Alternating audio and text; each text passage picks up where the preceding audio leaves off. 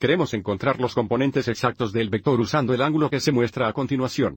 Entonces, observe cómo se nos da la magnitud del vector es 36, y asumimos que el punto inicial de este vector está en el origen y, por lo tanto, este sería el eje Y, y este sería el eje X.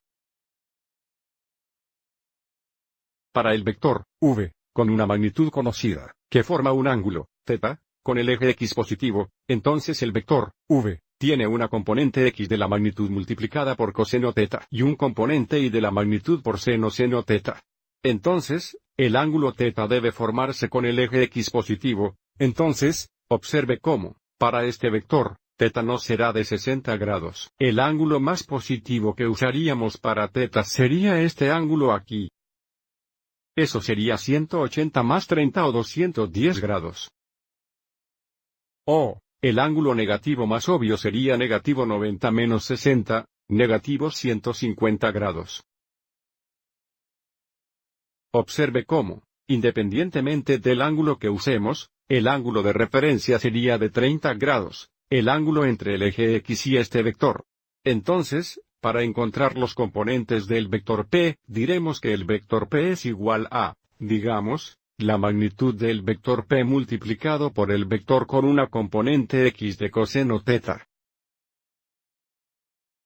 Y un componente Y de seno θ. Avancemos y usemos 210 grados para θ.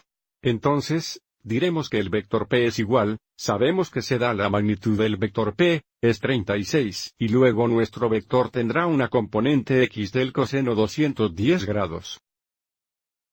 Y un componente Y de seno 210 grados. Ahora, para encontrar estos valores de función trigonométrica, podríamos usar un círculo unitario o un triángulo de referencia. Vamos a mostrar ambos.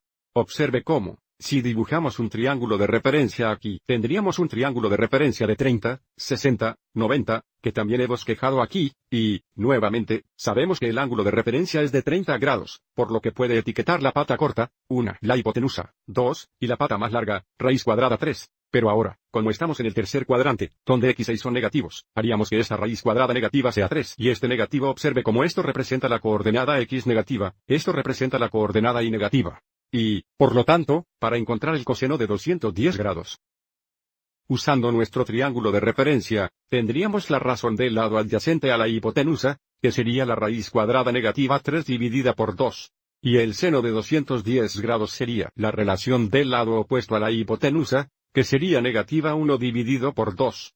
Entonces, esto nos daría, el vector P es igual a 36 veces el vector con componente X de, nuevamente, el coseno 210 es raíz cuadrada negativa 3 dividido por 2, y seno 210 grados es igual a la mitad negativa. Ahora realizaremos la multiplicación escalar. El vector P tendría una componente X de 36, o 36 sobre 1, multiplicado por la raíz cuadrada negativa de 3 sobre 2. Y el componente Y sería 36 sobre una mitad negativa. Y simplificaremos antes de multiplicar. Factor común de 2 entre 2 y 36, hay 1, 2 y 2, 18, 2 y 36. Y lo mismo aquí, 1, 2 y 2, y 18, 2 y 36. Entonces, observe cómo la componente X sería 18 veces la raíz cuadrada negativa 3, o la raíz cuadrada negativa 18 3, y la componente Y sería 18 veces negativa, o negativo 18. Esta sería la forma componente de nuestro vector P dado aquí en el plano de coordenadas. Ahora, como mencioné anteriormente, podríamos haber encontrado estos valores de función trigonométrica en el círculo unitario. Vamos a mostrarlo rápidamente también. Para 210 grados, el lado inicial está aquí, y podemos ver que el lado terminal estaría aquí. Y, por lo tanto, nuestro valor de función coseno es igual a la coordenada x, y nuestro valor de función seno es igual a la coordenada y. Entonces, el coseno 210 grados es igual a la raíz cuadrada negativa 3 sobre 2, y seno 210 grados es igual a la mitad negativa, los mismos valores de la función trigonométrica que encontramos utilizando nuestro triángulo de referencia. Espero que hayas encontrado esto útil.